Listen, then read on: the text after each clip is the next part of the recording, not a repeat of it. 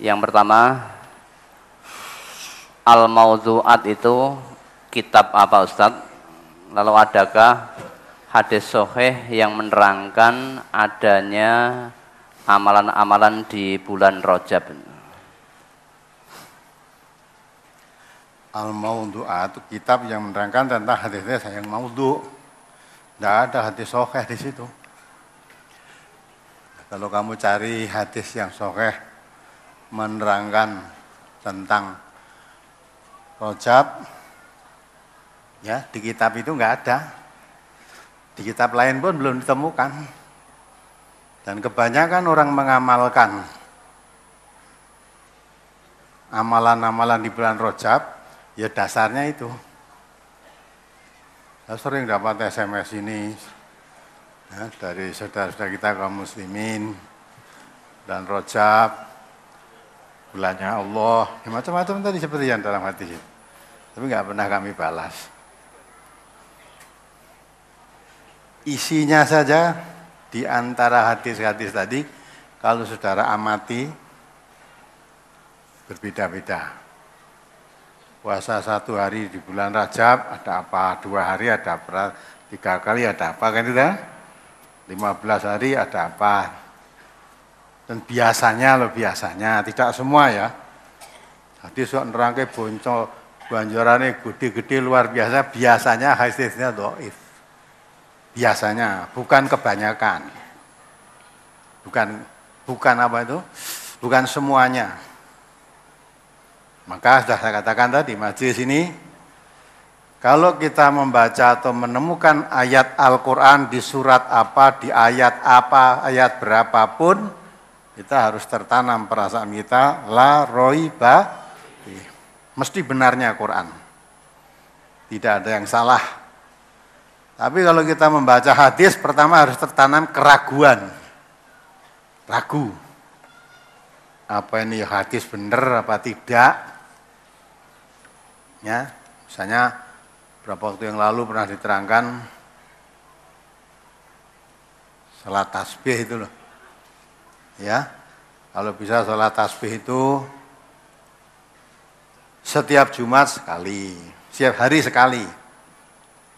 Syukur kalau tidak bisa tiap hari, paling tidak seminggu sekali.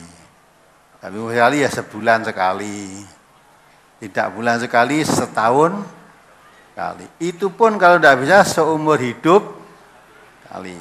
Manfaatnya apa? Dosanya yang kecil, yang besar, yang disengaja, yang tidak disengaja, semuanya diampuni. Jadi orang setahun seumur hidup salat tasbih sekali aja dijamin masuk surga. Ya dosanya semua diampuni kok. Orang yang masuk surga kan sudah bersih dari dosa. Ya. Dilihat hari begitu, tidak masuk akal ini. Pertama bertentangan dengan Quran. Ya, bertentangan dengan Quran. Nah, setelah diteliti betul, oh, ternyata hadisnya ya tidak bisa dipercaya. Jadi hadis dhaif itu, mengapa tidak harus, setiap hadis tidak harus dipercaya? Diteliti dulu. Bab kalau hadis itu dhaif, dikhawatirkan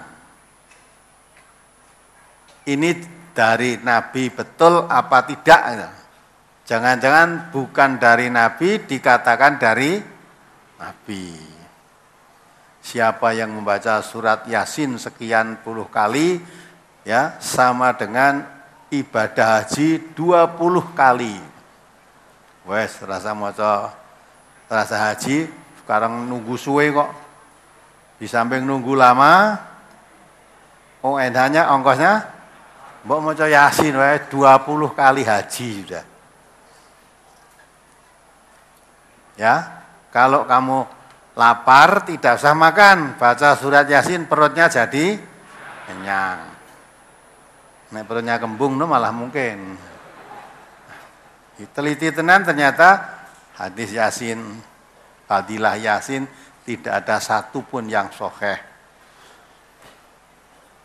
Padahal banyak yang melaksanakan. Masalah pokoknya di hadis itu pakai. Hadis ini Quran malah belum mau pakai. Kebalik kan? Padahal Quran itu yang dikatakan oleh Allah lari bafi malah dipikir-pikir sih. Hadis malah begitu hadis amal ke. Hadis amal ke. Ini tadi apa? Membaca apa tadi yang Fatihah tadi terus baca apa lagi 100 kali. Ya. Coba dibaca halaman berapa tadi?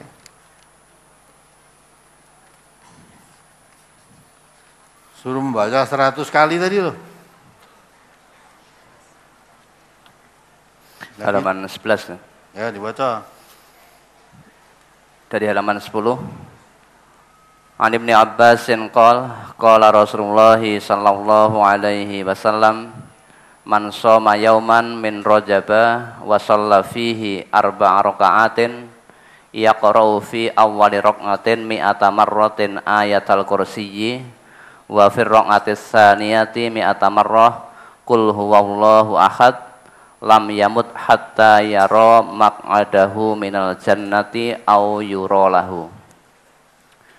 Dari Ibnu Abbas ia berkata, Rasulullah sallallahu alaihi wasallam bersabda, barang siapa berpuasa 1 hari di bulan Rajab dan sholat 4 rakaat padanya, rakaat pertama membaca ayat kursi 100 kali, pada rakaat kedua membaca Qul huwallahu ahad 100 kali, maka ia tidak mati sehingga ia melihat tempat duduknya di surga atau diperlihatkan kepadanya. Ya, ya dah. Maca 100 ayat kursi 100 kali. Qul huwallah 100 kali tidur kamu. Ngitung mantuk pira baca tidur ya. Apa bisa 100 kali? Wong kalau maca berapa kali aja sudah ngantuk, apalagi 100 kali. Siapa berpuasa 1 hari di bulan Rajab, sehari tok puasanya. Sholat 4 rakaat padanya di bulan Rajab itu, sholat 4 rakaat. Pertama membaca ayat kursi 100 kali. Pada rakaat kedua membaca Qul huwallah 100 kali. Ya, maka ya seolah-olah kan dijamin masuk surga. Ini bangsa ganjaran amalan banyak begitu, pada umumnya hatinya dhaif. Orang terus malas bekerja, maca ndonga ora tau kerja. Lha nek melarat nyalahke Gusti Allah. Ya Allah, saya sudah donga tiap hari 1000 kali, kok ekonomi saya tidak baik. Kemudian pertanyaan akad pagi yang lalu itu dari mana itu? Saya sudah sholat malam sudah, ini kok ekonominya tetap tidak baik.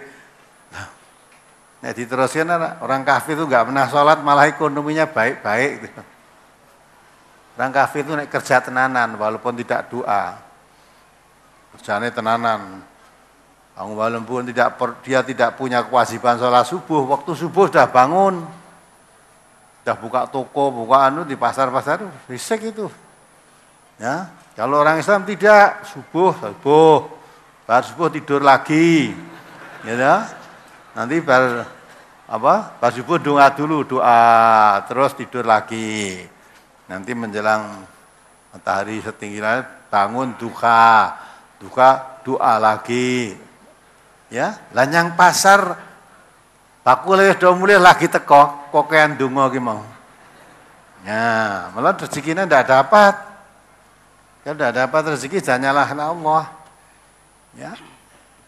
Dunia itu bagi Allah enggak ada nilainya.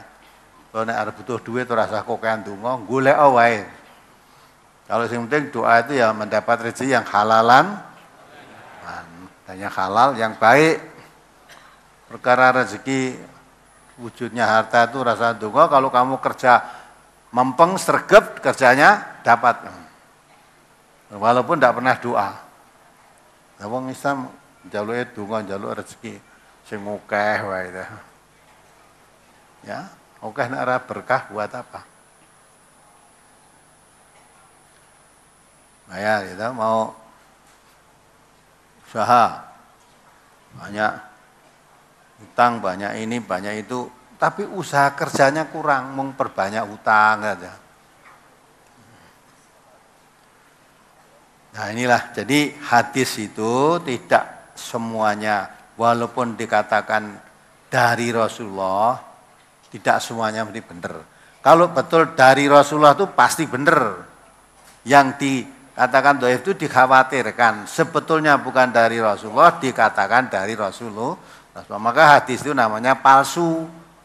Hadis bisa dipalsukan, kalau Quran nggak bisa. Maka titiannya hadis sahih mesti tidak bertentangan dengan Quran. Pasti itu. Ya. Wong Allah aja mengatakan dosa yang diampuni oleh Allah itu berbuat dosa karena apa? Kejahilannya, tidak tahu. Lah kok ada hadis menerangkan kalau kamu sholat ini tadi tasbih tadi ya toh. Nah, dosamu yang besar, yang kecil, yang disengaja, yang tidak sengaja, yang sudah lampau, yang akan datang diampuni semua. Yang akan datang itu belum dilakukan sudah diampuni. Maka kalau kamu sudah sholat tasbih tadi, walaupun 1 kali seumur hidup, apapun yang dilakukan diampuni. Yang bertentangan dengan Quran kan? Mesti orang benar. Bertentangan dengan Quran. Nabi itu diutus oleh Allah, disebut Nabi, disebut Rasulullah karena diberi Quran. Mana mungkin setelah diberi Quran bertentangan ucapannya dengan Quran. Maka ini palsu. Walaupun banyak yang menjalankan. Nek dunek kayak ngono ya nesu. Padahal ini ilmu gitu loh. Mestinya orang yang nanti saya tidak ngelek-elek amalanmu tidak. Ya, tahuilah kalau berdasarkan hadis itu hadisnya dhaif, palsu dan sebagainya, tidak bisa dijadikan pegangan. Namun kalau masih suka melakukan begitu silahkan, saya kuasa apa? Ya, nanti di hadapan Allah kamu tanggung sendiri. Saya yang merasa mengerti bahwa hadis itu hadis dhaif, hadis palsu, saya tahu ya saya kemukakan, dinggo yo karmu, ranggo karmu. Kamu pakai terserah, tidak dipakai terserah. Coba dibaca surat An-Nisa ya, ayat 17 itu. Allah sudah menjelaskan dosa yang diampuni oleh Allah, diterima, istilahnya diterima taubatnya, itu yang berbuat dosa karena tidak tahu. Itu pun dengan syarat, setelah tahu langsung bertobat, ora ditunda-tunda, soalnya wis tuwa wae, soalnya wis pensiun wae, ini pegawai ta. Soalnya wis sugih, wah, tidak ada istilah itu. Segera tobat. Kalau tidak segera bertobatnya, tadinya tidak tahu berbuat dosa, mestinya segera bertobat diampuni karena ditunda. Nah, penundaan bertobat karena sudah tahu namanya menyengaja berbuat dosa. Nah, menyengaja berbuat dosa itu enggak ada tobatnya. Ya dibaca. Surat An-Nisa nomor surat 4 ayat 17. A'udzu billahi minasyaitonir rajim. Innamat taubatu 'alallahi lilladzina ya'maluna as-su'a bijahalatin tsumma yatubuna min qarib. Faulaika yatubullahu 'alaihim wa kanallahu 'aliman hakima. Sesungguhnya taubat di sisi Allah hanyalah taubat bagi orang-orang yang mengerjakan kejahatan lantaran kejahilan, yang kemudian mereka bertaubat dengan segera. Nah, itu dah. Berbuat kejahatan lantaran kejahilan. Jahil itu apa? Bodoh, tidak tahu, tidak mengerti. Itu pun setelah mengerti segera bertobat, tidak ditunda-tunda. Terus? Maka mereka itulah yang diterima Allah taubatnya. Nah, itu yang diterima Allah taubatnya. Kalau sudah tahu, tidak segera bertobat, malah ditunda lah. Penundaan bertobat tetap melakukan kejahatan tadi, itu namanya berbuat sengaja. Nah, kesengajaan itu yang tidak diampuni, tidak diterima tobatnya. Kalau kamu bertobat, yang kamu lakukan tadi karena kebodohannya tadi, terus bertobat diterima. Orang yang taubatnya diterima itu ibaratnya berbuat salah dihapus, seperti belum berbuat salah, dihapus, diterima taubatnya. Nah ini dipahami. Ada lagi dari brosur yang ditanyakan. Apa yang bisa diambil dari hadis-hadis palsu tersebut, atau dibuang semua atau diabaikan saja, Ustaz? Bisa diambil supaya kamu tahu. Kita, bukan kamu, termasuk saya. Bahwa amalan-amalan yang berdasarkan ini yang biasa kita lakukan, yang kemarin-kemarin berdasarkan hadis, ternyata tadi dikaji, oh hadisnya palsu, oh hadisnya doif. Nah, mulai sekarang tak tinggalkan. Kalau kemarin-kemarin melakukan, tinggalkan. Aja kok doif-doif lah hadis, ya terus no. Kenapa dah? Menyelesaikan di masjid semu diterangkan ini hadisnya doif, ini hadisnya palsu. Hadis palsu itu bukan dari Nabi, dikatakan dari Nabi. Ya, dikatakan bukan dari Nabi, seolah dibuatkan sanad-sanad, ya dikatakan dari Nabi. Wong Jawa nggih qala Rasulullah no ya Nabi kok. Ngiring tulisannya Arab apa gundul qala Rasulullah. Itu Nabi. Ya, dari Nabi. Mula jimat-jimat itu tulisannya kan Arab kabeh itu. Ya, Arab-Arab ada kain sesuai itu kacu ya. Tulisannya ya tulisan Arab kabeh. Nek wong Arab, orang Arab sana, tulisan Arab biasa tiap harinya nulis Arab kok. Lagi ini tulisan Arab ditadikan jimat. Jak ngaji ra gelem. Kalau kita ngaji tahu, oh ternyata yang kita amalkan selama ini ya bukan dari Nabi yang betul ini ya. Hadisnya itu doif atau malah yang katakan di sini palsu. Ya, hadis palsu kok diamalkan, oh hadis palsu itu bukan hadis. Ya. Coba halaman 10 itu. Baca halaman 10. An Anas bin Malik qala Rasulullah sallallahu alaihi wasallam man shallal maghriba awwala lailatin min Rajaba summa shalla ba'daha 20 rakaatan yaqra'u fi kulli rak'atin bi Fatihatil Kitab wa qul huwallahu ahad marratan wa yusallimu fihinna 10 taslimatin atadruna ma sawabuh fa innar ruhal amina Jibril 'allamani dzalik. Qulna Allah wa rasuluhu a'lam. Qala hafizahullahu fi nafsihi wa malihi wa ahlihi wa waladihi wa ujira min azabil qabri wa jaza 'ala sirati kal barqi bi ghairi hisabin wala azabin. Dari Anas bin Malik ia berkata, Rasulullah sallallahu alaihi wasallam bersabda, barang siapa sholat maghrib pada malam tanggal 1 Rajab, kemudian sesudah itu sholat 20 rakaat, pada setiap rakaat membaca Al-Fatihah dan Qul huwallahu ahad 1 kali, dan membaca salam 10 kali salam, tahukah kalian apa pahalanya? Nah nih, kan pahalanya apa? Tahu nggak kamu? Ya, pahalanya terus? Karena sesungguhnya Ruhul Amin Jibril mengajarkan kepadaku yang demikian itu. Kami, para sahabat menjawab, Allah dan Rasulnya yang lebih tahu. Nabi sallallahu alaihi wasallam bersabda, Allah akan menjaga orang itu pada dirinya, hartanya, keluarganya dan anak-anaknya, dan dia akan dilindungi dari siksa kubur dan akan melewati sirat secepat kilat tanpa hisab dan tidak pula mendapat azab. Ya kan? Salat maghrib pas tanggal 1 Rajab. Ya. Tanggal 1 Rajab salat maghrib, nih salat maghrib liyane Rajab enggak. Tinggal liyane tanggal 1 Rajab tidak seperti ini.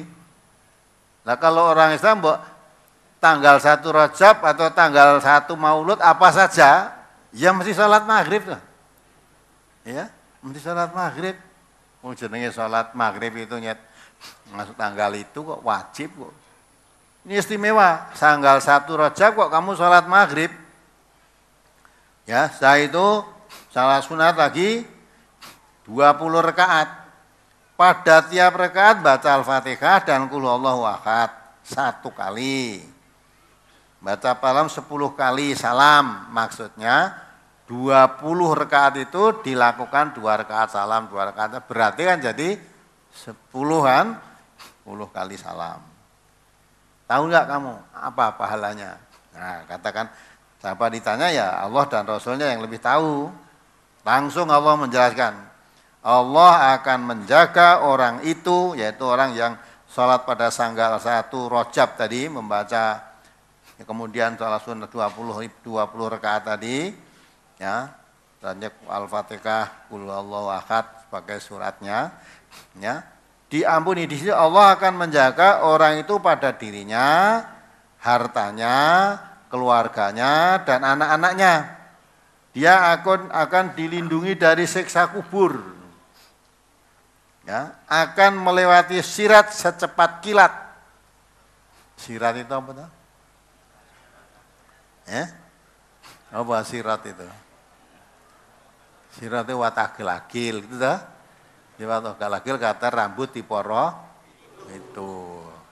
Rambut siji bisa ndak kamu lewat? Rambut pitu toh digandeng siji kamu nggak bisa. Ijek siji di poro itu. Ya. Tambah lagi, ya, dan tanpa hisab. Hebat ini tanpa hisab.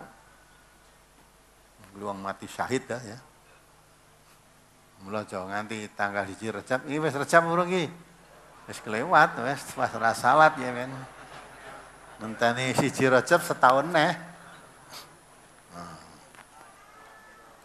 Ya, tanpa hisab. Padahal menurut Quran, "Famay ya'mal mithqala dzarratin khairan yarah wa may ya'mal mithqala dzarratin syarran yarah." Siapa berbuat kebaikan walaupun sekecil dzarrah akan diperlihatkan.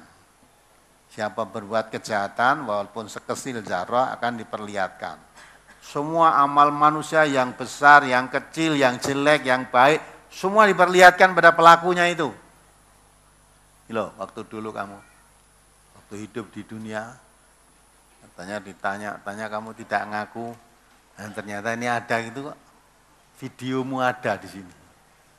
Nah itu kan. Nah setelah itu bagaimana?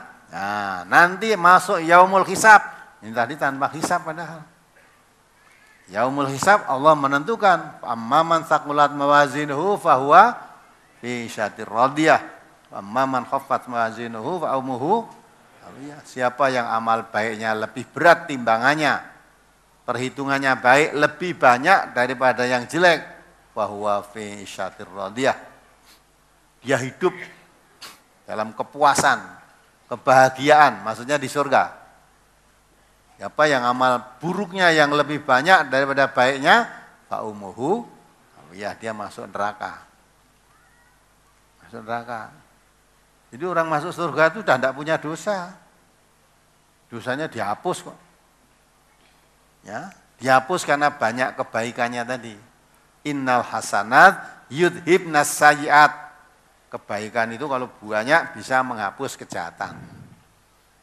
Maka orang tobat itu, orang berbuat dosa segera wasari'u ila maghfiratim mir rabbikum wa jannatin arduha ka'adis samawati wal ard uiddat lil muttaqin.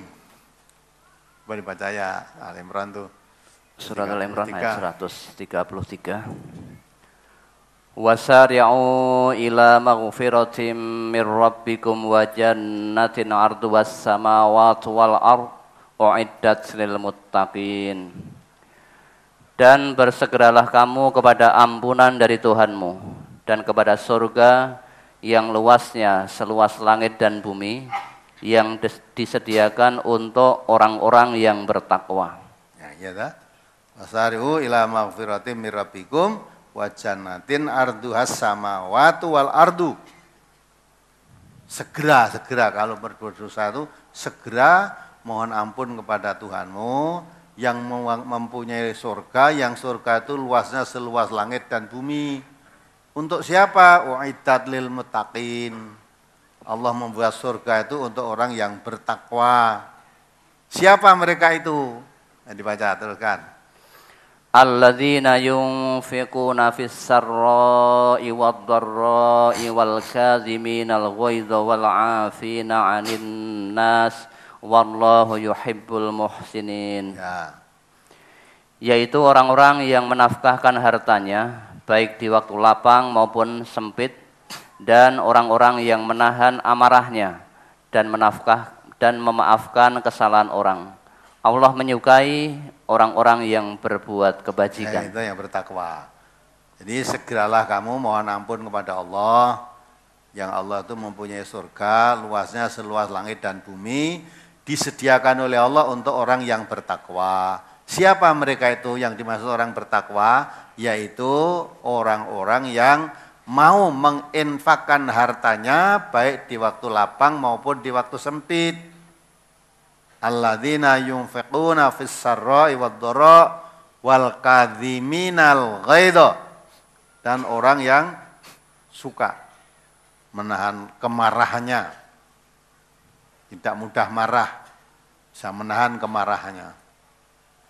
Ya, yang ketiga wal afina 'anin nas, suka memaafkan kesalahan orang lain, tidak pendendam. Maka orang yang bertakwa itu tidak pendendam. Kalau ada orang salah ya dimaafkan. Orang kok wah ngantek turun pitu ora kelem. Dadi godhong ora nyuwek gitu ta. Dadi banyu ora nyawuk wis kemarahan luar biasa. Kuwi mesti dudu wong takwa. Nek orang takwa enggak gitu. Ya, wong Allah itu kamu punya kesalahan sebesar gunung aja, kalau kamu bertobat diampuni oleh Allah kok. Lah manusia sampai kamu begitu ya membencinya sampai turun pitu sampai ora gelem, kamu berjasa pernah memberi apa kepada dia? Menyakiti apa? Salah apa dengan kamu kok sampai kamu kepati-pati begitu itu? Nah, itu bukan orang yang bertakwa. Kalau orang bertakwa tidak punya dendam. Pemaaf itu lebih disukai Allah daripada pendendam. Maka Nabi kita sebagai uswah hasanah menuntunkan. Maka orang yang suka memaafkan orang lain, tidak pendendam, kalau kamu diputus hubunganmu, kalau dalam bahasanya dijotak itu ya. Maaf ini orang Jakarta yang dari Kepala Dinas Kesehatan kemarin waktu di Kerawang ketemu saya. Dia pesen, Pak Ustadz, MTA sudah milik nasional, kalau isi pengajian tidak pakai bahasa Jawa. Jadi Kepala Dinas kemarin peresmian MTA SDIT di Kerawang, kantor Bupati bincang-bincang itu. Kadang saya judek, tidak tahu artinya, tapi lama-lama tak pikir ya bisa ketemu akhirnya. Tapi banyak yang tidak tahu. Nah yang saya hadapi ini orang Inggris semua kok. Nah itu.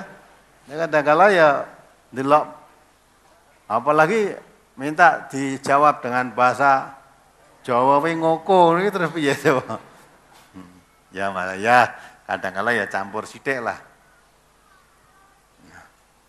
Jadi beliau minta, karena itu ya bahasanya bahasa Indonesia, udah umumnya bahasa Indonesia kan tahu semua. Ya, nah Bapak nggak ngerti, orang di pelosok-pelosoknya masih banyak yang tidak tahu bahasa Indonesia. Ya. Jadi ini kalau diputus hubungan oleh seseorang, Nabi kita memerintahkan sil, sambunglah. Sil mangkotaak, sambung orang yang memutus hubungan dengan kamu. Waktu man haramak, berikan sesuatu kepada orang yang tidak pernah memberi kepadamu, seolah-olah memberi kepadamu itu haram, maka dia tidak pernah memberi. Menegur saja haram, sampai tadi. Jadi banyu ora nyawuk, jadi godhong ora nyuwek itu karena saya negur kamu aja haram. Nah kalau ketemu orang semacam itu, sambunglah ya. Berikan sesuatu pada dia. Wa'fu amman dzalamak. Maafkan orang yang mendolimi kamu. Kamu diperbuat dolim, ya maafkan saja biar. MTA ini didolimi banyak orang. Seperti tadi laporan dari Kalimantan, MTA itu katanya miring. Tapi kalau kamu mau memperhatikan betul, yang miring itu yang ngomong. Kalau memperhatikan betul loh. Gitu? Long MTA itu jelas pusatnya, jelas sumbernya, jelas setiap amalan, kajian. Amalan-amalan ditunjukkan dalilnya. Ada yang mengatakan ingkar sunnah. Ini tadi hadis semua nih. Tapi enggak mau pakai. Iya, hadis enggak mau pakai karena hadisnya ini palsu. Ya, mestinya kamu bersyukur. Oh, ternyata tidak semua hadis itu betul loh. Ada yang palsu. Ya, ada yang diragukan kebenarannya. Lah kalau Quran itu la raiba fi. Tetapi MTA bukan berarti menolak hadis. Hadis-hadis yang sahih kita pakai. Hadis sahih mesti bersesuaian dengan Quran. Pasti itu. Ya tidak mungkin toh kita akan menjabarkan Quran sendiri tanpa hadis. Nah, kita mau sholat tanpa hadis piye coba. Nah itulah maka gunanya apa? Ini diterbitkan wong hadis dhaif biar kita tahu yang selama ini kita mengamalkan hadis-hadis ini dalam kehidupan terutama di bulan di bulan Rajab, nanti bentar lagi bulan Sya'ban. Ada yang puasa nisfu Sya'ban, ada kan? Nanti puasa nisfu Sya'ban. Tanggal berapa itu? 15 bulan Sya'ban. Ada lagi nanti nyadranan. Tahu Bapak nyadranan tahu? Apa nyadranan itu apa? Ya? Ya, nah iya nyadranan itu ruah. Bulan Sya'ban itu ruah. Ada acara apa di situ? Ngirim? Nah, di mana? Di makam, di kuburan. Di kuburan, terus di situ kondangan, didoani oleh seorang kaum apa mutin begitu. Terus baca apa, ganjarannya dikirimkan kepada yang mati, kan gitu lah. Nah itu sadranan. Ternyata dicari dalam hadis sadranan itu enggak ada. Enggak ada. Tapi kalau mubalek yang pintar ya bisa. Sadranan itu katanya dari kata sodrun. Sodrun itu dada. Jadi melapangkan dadanya gitu. Malah ada pendapat dari orang yang kalau bulan ruah di Sadrani itu ya Allah menghentikan siksa kubur, orang-orang yang dikubur sana siksa kubur semua dihentikan karena sudah dikirim hembusan angin segar dari saudara-saudaranya yang mengirim tadi. Ya itu ya cari hadisnya yang begitu ya enggak ada. Tapi yang mengamalkan banyak. Padahal Allah mengatakan wala takfu ma laisa laka bihi ilmun. Kamu jangan melakukan perbuatan ibadah yang kamu belum tahu ilmunya. Ibadah itu harus berdasarkan ilmu. Ilmunya dari mana? Dari Nabi. Karena Allah mengangkat Rasul itu sebagai uswatun hasanah. Ikuti Rasulullah cara beribadah. Ibadah tidak mengikuti Rasulullah ditolak. Man amila amalan laisa alaihi amruna fahuwa Raddun. Siapa berbuat ibadah yang tidak menurut perintahku, tidak menurut contohku, ditolak. Ditolak itu tidak diterima.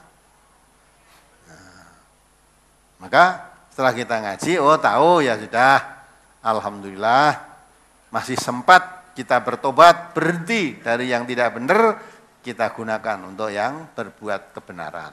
Ibadah yang selama ini tidak dituntunkan, setelah saya ngaji, tahu alhamdulillah kita beralih kepada yang dituntunkan. Jadi jangan malah merasa diolok-olok, bukan.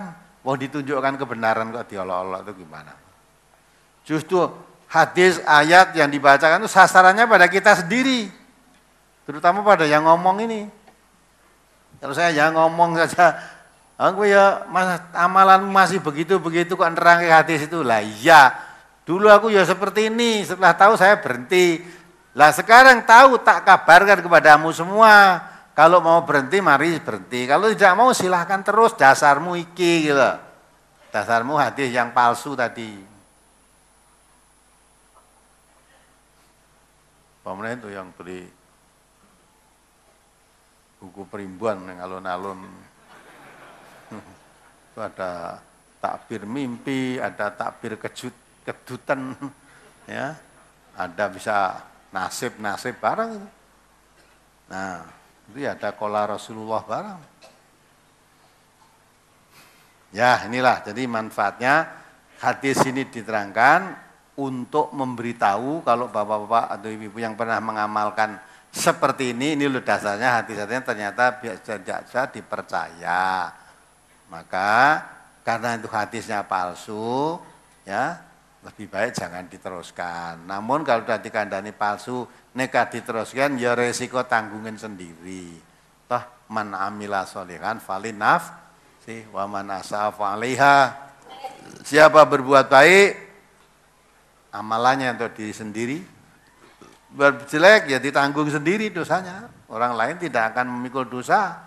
Wala taziru waziratun wizra ukhra. Dosa itu pikul sendiri, tidak bisa orang lain ikut memikul dosanya. Ya, apalagi?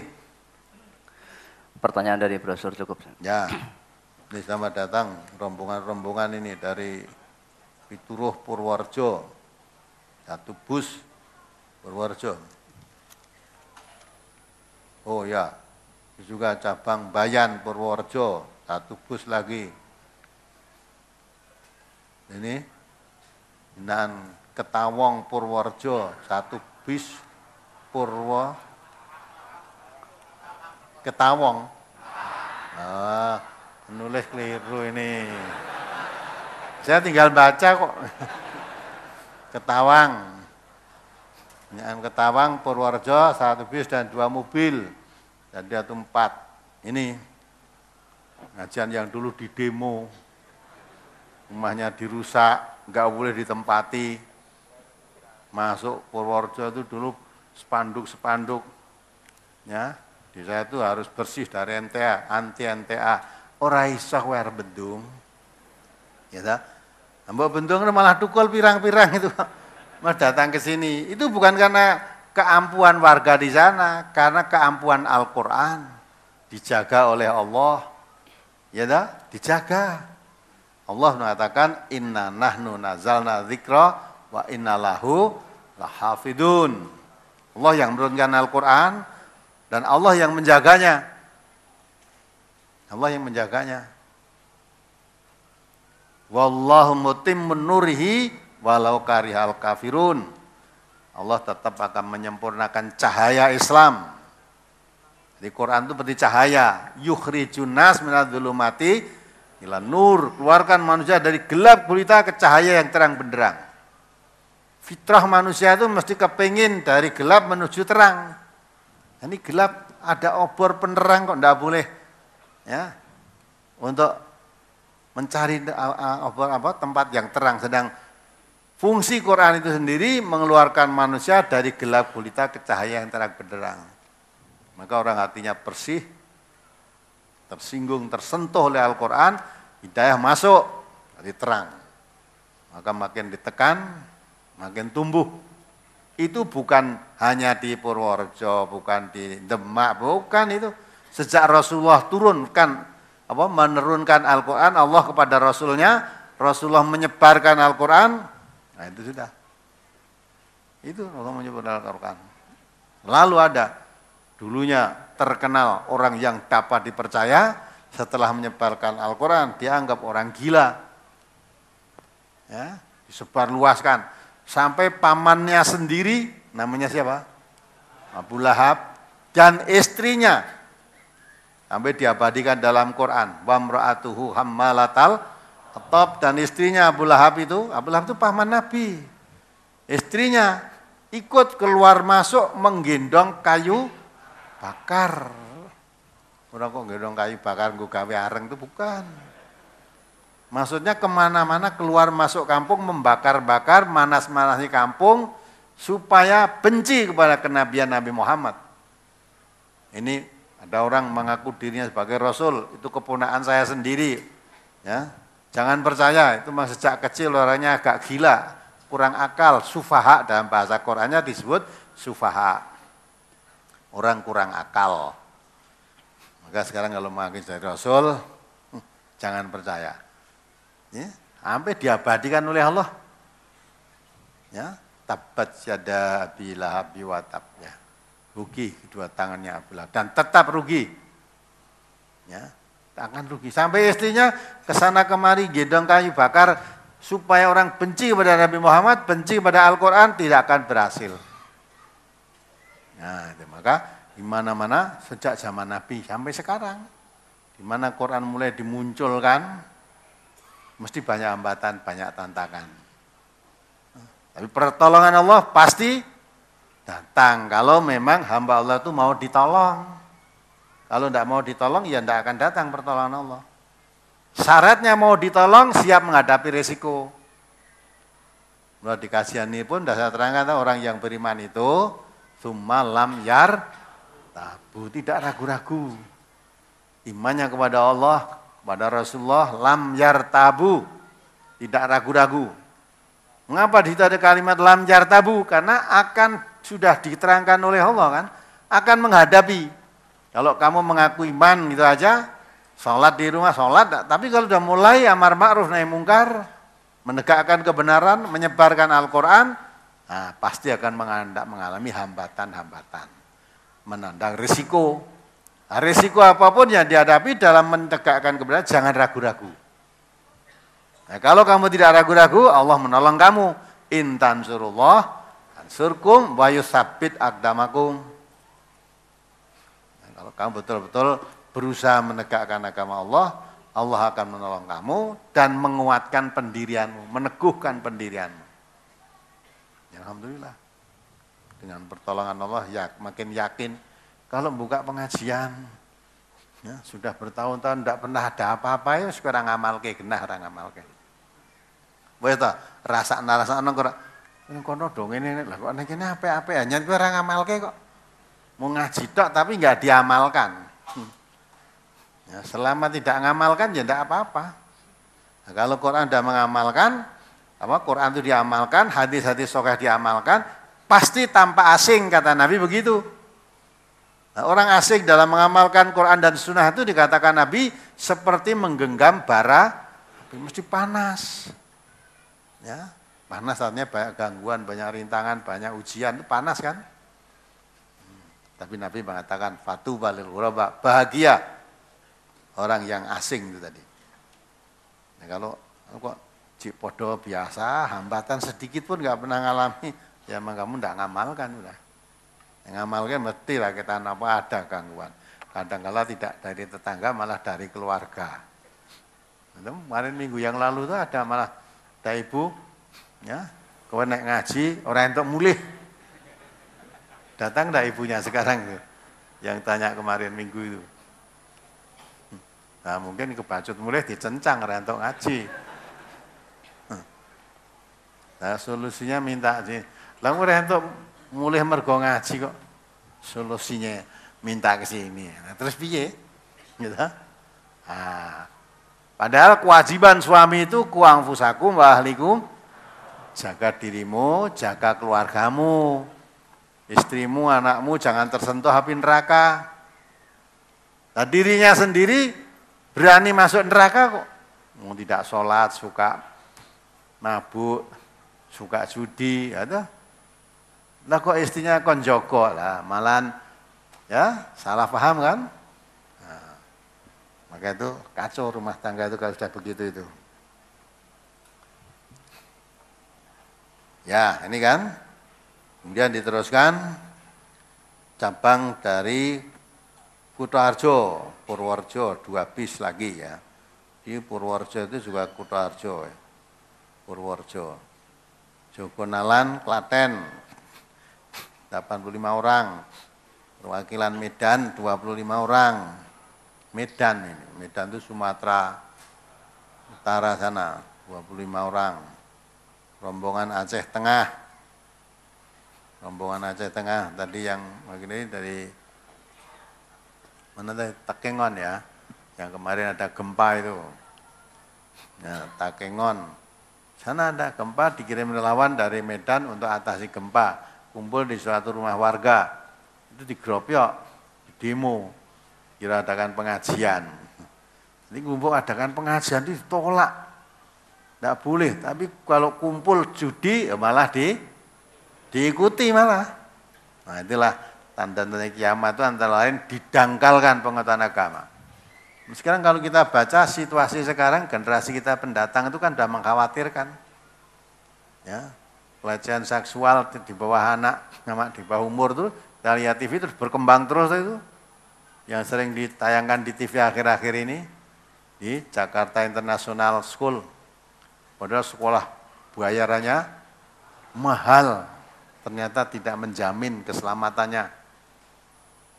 Pelakunya bahkan para pelakunya sendiri orang-orang dalam di situ. Padahal kalau orang masuk dari dalam keluarnya sulit, ketat sekali, tapi ternyata di dalam tidak dijaga. Anak-anak kecil, di bawah umur coba. Belum lagi yang mati kelebihan dosis minum keras. Ya. Belum lagi yang anak SMP membunuh temannya. Belum lagi ya yang macam-macam kejahatan. Hampir ekstasi itu disergap di bandara ini, disergap pelabuhan ini berkilo-kilogram orang entek-entek. Isi wae terus barang iki ning endi? Ya. Yang ketangkep terus diapakan ya. Kok ora kapok-kapok itu lah. Nah, itu melihat begitu kita memprihatinkan. Ya, akan apa yang terjadi generasi mendatang? Ya, maka kita harus hati-hati. Menyekolahkan anak pun harus hati-hati. Ya, memilih lingkungan yang baik. Kalau generasi sudah begitu, kata Allah akan menemui kesesatan. Fasaufa yalqauna ghayya. Kalau generasi sudah menyia-nyiakan sholat, menuruti hawa nafsu, pasti generasi tadi kesesatan yang akan didapat. Nah, kita prihatin kan ya begitu tuh. 25 orang dari Medan, rombongan Aceh Tengah, Takengon ya, binaan Mojokerto, Dawung, Sragen, 15 orang, pendengar radio Desa Geneng, Prambanan, Klaten 34 orang, cabang Tempel, Sleman 15 orang, Nengahan, Bayat, Klaten 30 orang, cabang Ungaran Timur 2, Ungaran Timur 2, 1 bus, cabang Kedu, Temanggung 1 bus, cabang Pakis Purwodadi 20 orang, ya. Kemudian binaan Berkas Kabupaten Semarang 15 orang, cabang Kedunggalan 1, yaitu Ngawi 1 mobil. Ini dari jauh-jauh, dari luar Solo Raya semua. Bahkan ada dari luar pulau, Aceh, Medan. Coba kalau direnung, ya dah, kebenaran itu kalau disuarakan, walaupun banyak orang yang miring mengatakan tadi, tapi orang yang masih berpikiran jejak ada, jauh tersentuh hatinya. Walaupun Medan, walaupun Aceh, kalau dipikir berapa biayanya datang ke sini. Katanya yang dari Aceh tadi mau tinggal di sini 1 bulan. Ya, 1 bulan untuk mengetahui kajian ini, untuk mengikuti kegiatan ini. Nah ini, sehingga nanti dengan begitu kembangkan di daerahnya sana, mengerti dari pusatnya majelis tafsir. Ya, nanti kalau dengar orang ngomong-ngomong yang tidak semestinya bisa menangkal sendiri, dan umumnya itu hanya katanya didasari karena kedengkian saja. Dengki, kenapa MTA kok bisa berkembang? Radionya kok bisa jauh? Kami juga punya radio kok tidak bisa menarik orang datang. Nah, maka itulah di balik itu ada rahasianya. Itu karena Allah. Selama kita selalu berjalan di atas jalan yang lurus, Allah selalu melindungi. Tapi kalau kita sudah di jalan yang sesat, udah Allah lepas tangan. Maka kita syukuri ini. Ya.